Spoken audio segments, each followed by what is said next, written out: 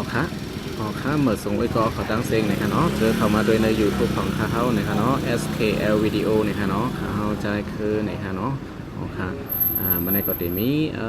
โฟน Oppo A83 นะครับเนาะมาเสริมจำด้วยเด็กได้ในพี่น้องเขานะครับเนาะจ่องเตเสริมไล่นะครับอันนี้ก็เป็นโฟนสังก็ Oppo นะครับเนาะ Oppo A83 นะครับเนาะนี่ครับ Oppo A83 นะครับเนาะ Android 7.1.1 นะครับเนาะColor OS Volume 3.2 นะครับเนาะ RAM 3 ROM 32นะครับเนาะโอเคอันนี้ก็เขาขับมาจำสลิกได้จำด้วยนะครับเนาะว่าเสือจะคือนะครับอันตั้งส่วนเขาขับกว่าดิสเพลย์สตูนะครับเนาะอันนี้เหมือนกันนะครับจันเอาเคคีย์บอร์ดนะครับเนาะมาจำตัวนะครับเนาะดิกได้นะครับเนาะเคคีย์บอร์ดนะครับเนาะอันนี้ค่ะเนาะจันเอาเคคีย์บอร์ดอันสีอันนี้ค่ะเนาะตัวเคค่ะเนาะอันนี้ก็install นะคะเนาะ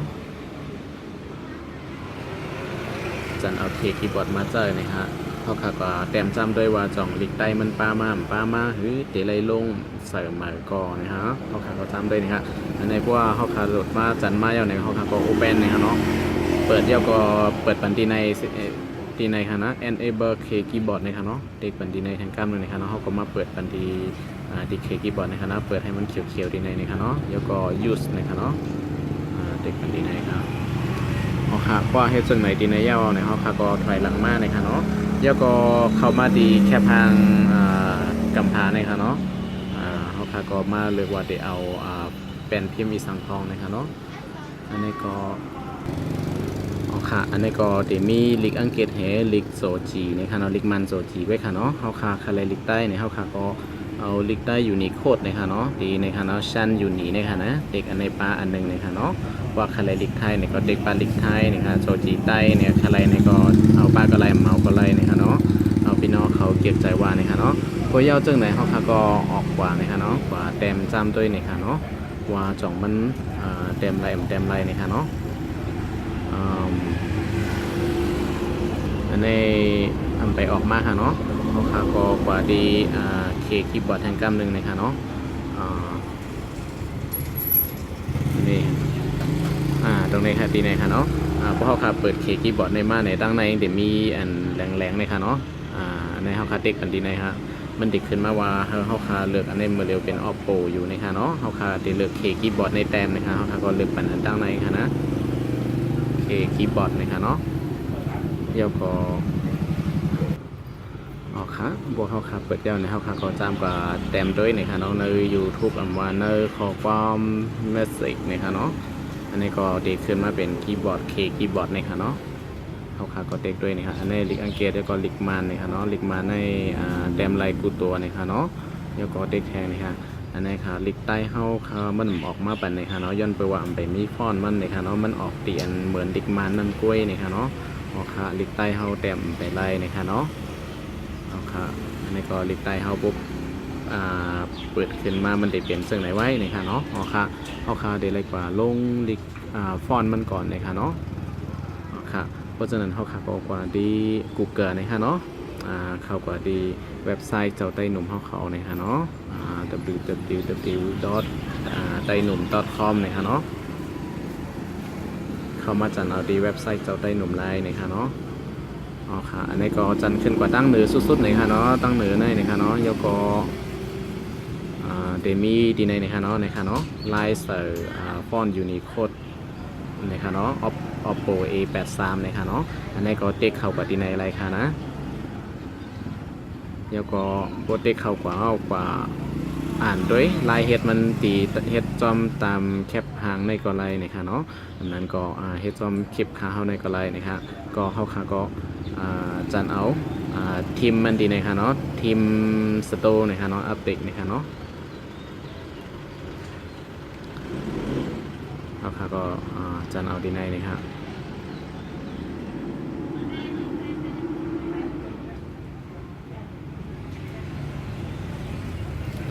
ค่ะอันนี้ก็เดมีขึ้นมาจากไหนเขาค่ะก็ดาวน์โหลดแอปนะคะเนาะจันเอาดีนะคะเนาะ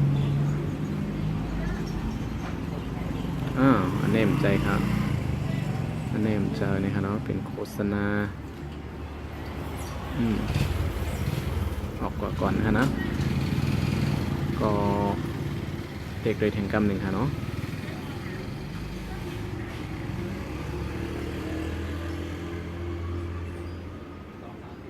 อันนี้เด็กขึ้นมาว่าโบแทงกัมอะไรในกว่าแทงกัมหนึ่งนะครับเนาะมันจะมีว่าทีมสโตร์ APK นะครับเนาะผมจะในอย่าไปจันเอานะครับเนาะก็มาถึงดีในเขาค่ะก็ดาวน์โหลดนะครับเนาะดีในค่ะเนาะ continue นะครับเนาะ storage แล้วก็ต้องเด็กเป็น along นะครับเนาะผมจะนั้นมันเดมจันเลยค่ะเนาะ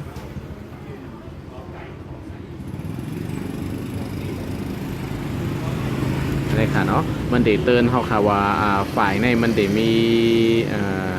อีสังต่อเครื่องเข้าในค่ะเนาะเขาค่ะก็อันเป็นสังในค่ะเนาะจันเอาในค่ะเนาะโอเคในค่ะเนาะเขาค่ะก็เด็กโอเค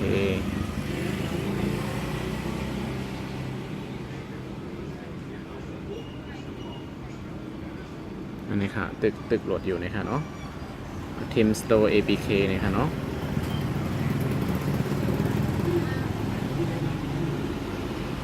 เอาค่ะตัวเย้าในเขาค่ะก็ออกกว่าแล้วนะคะเนาะออกกว่าดีในนะคะเนาะแล้วก็เข้ากว่าดีเนอร์Play Store นะคะเนาะแล้วก็หาฟอนต์นำเต็งนะคะเนาะนำเต็ง2นะคะ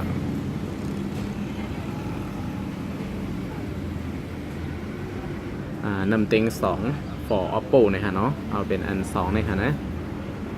แล้วก็ Text Install นะคะเนาะเอาค่ะกว่าเขาค่ะตั้ง2อันในเข้ากว่าเย้าในก็กว่าเปิดดี Team Store APK เมื่อเขาอันเขาคาจันออกมานั่นเองค่ะเนาะเดี๋ยวมีในดีเขาคาจันมาดาวน์โหลดมานั่นเองค่ะเนาะเดี๋ยวมีดีดาวน์โหลดนะคะเขาจันมาไว้ดีไรนี่ก็เขาคาก็เข้าด้วยดีนั่นเองค่ะเนาะเดี๋ยวมี Team Store APK นะคะเขาก็เด็กติดตั้งอันไหนนะคะเนาะเข้ามาดีใน setting ในมันเดี๋ยวมีให้เขาคาเปิดปันอันลงสดนะคะเนาะก็เป็นลิกไทยมันเดี๋ยวว่าไม่รู้จักที่มานะคะเนาะเปิดปันดีในนะฮะพวกเปิดดาวส่วนไหนเขาค่ะก็ออกว่าอันนี้ค่ะเนาะ Team Store APK นะคะเนาะติดตั้งใส่ในเครื่องเฮานะคะเนาะ install นะคะเนาะเอาค่ะเพราะว่าเขาค่ะติดตั้งยาวเอาเนี่ยก็เขาค่ะก็มาติ๊ก open ในดีนะฮะ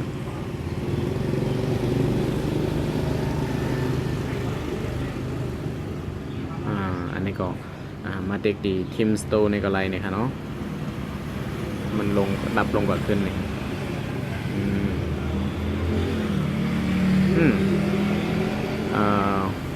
ตามโดยใหม่นะคะเนาะ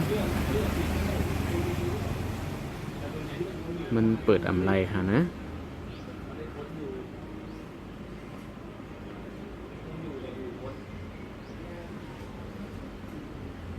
อัปเดตอะไรเปิดให้มันเหตุการณ์เย้าตัวตัดเดพร้อมใจงานก่อนเลยค่ะเนาะเอาค่ะเอาค่ะมาเปิดตัวนี่ค่ะเราเมื่อไกลมันเฮ็ดอะไรนะคะเขาปิดเครื่องเซเปิดเครื่องใหม่นะคะเนาะมันก็เข้ามาดีในนี่ค่ะเนาะมันเด็กเข้ามานานเลยค่ะเนาะมันดังส่วนมันเด็กขึ้นมานานเลยค่ะพวกเขามาดีนานในพี่น้องเขามาเลือกที่อันนี้ผมใจค่ะเนาะอันนี้เป็นฟอนต์อินเทอร์เน็ตเลยค่ะสังเกตเขาขาแค่เข้าฟอนต์ของเขาเนี่ยค่ะเนาะเด็กมาดีในยกก็เข้ามาดีแค่ทาง A เนี่ยค่ะเนาะเขามาดีแคปหางกวนต่างๆแล้วก็เดมาดีเอนะคะเนาะอันนี้ก็เดมีน้ำเต็ง2นะคะเนาะ Oppo นะคะเนาะที่เขาจันมาไว้นั่นนะคะเนาะที่ขึ้นมาดีในนะคะเขาเลือกอันไหนนะคะเนาะแล้วก็เด็กบันดีในนะคะเนาะอ่านออกก็เด็กนะคะเนาะ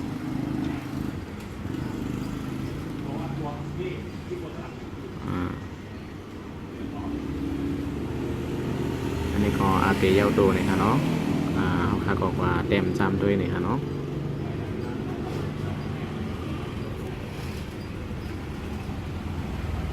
ค่ะพวกเฮ็ดจังไหนก็ลิปใต้เขาก็เป็นอ่านรายเย้านี่ค่ะเนาะจันเอาทีมมันมากไว้นี่ค่ะเนาะแล้วก็เขาจันเอาฟอนต์มันเสียกว่าตั้งฟอนต์มันเป็นฟอนต์นำเต็ง2นี่ค่ะเนาะมันก็ดีเต็มลิปใต้เท่าไรนี่ค่ะเนาะมันจะขาวตีเต็มนี่ค่ะเนาะ พี่น้องเขาเลือกเอาฟอนต์อันเลยอันมีเนอร์เปรสตูนั่นนะครับเนาะมาเสิร์ชสีจำด้วยกอตีลายอยู่ในครับเนาะเพราะว่าพี่น้องเขาโหลดทีมสตูอัปเดตมาเจอเย้าในครับเนาะครับครับอันนี้ก็เป็นอันเย้าโตในครับเนาะอันนี้ก็ฝากถึงไปกอเขาในครับเนาะพี่น้องเขาเจออันคำว่าด้วย YouTube ในครับเนาะอย่าลืมติดตาม subscribe ในวิดีโอในครับเนาะ SKL วิดีโอในครับเนาะอันนี้ก็ย้อนนำใหญ่ๆน้ำในค่ะเนาะเมื่อส่งGoogleในค่ะเนาะอันนี้ก็ตีเป็นช่องคลิป YouTube ของคาเฮาในค่ะเนาะ SKLVIDEO ในค่ะเนาะอันนี้ค่ะเนาะสังเกตว่าพี่น้องเขามาด้วยอย่างนี้ก็อย่าลืมเต็กปันsubscribe ดีในค่ะเนาะเมื่อส่งGoogleค่ะเมื่อส่งค่ะ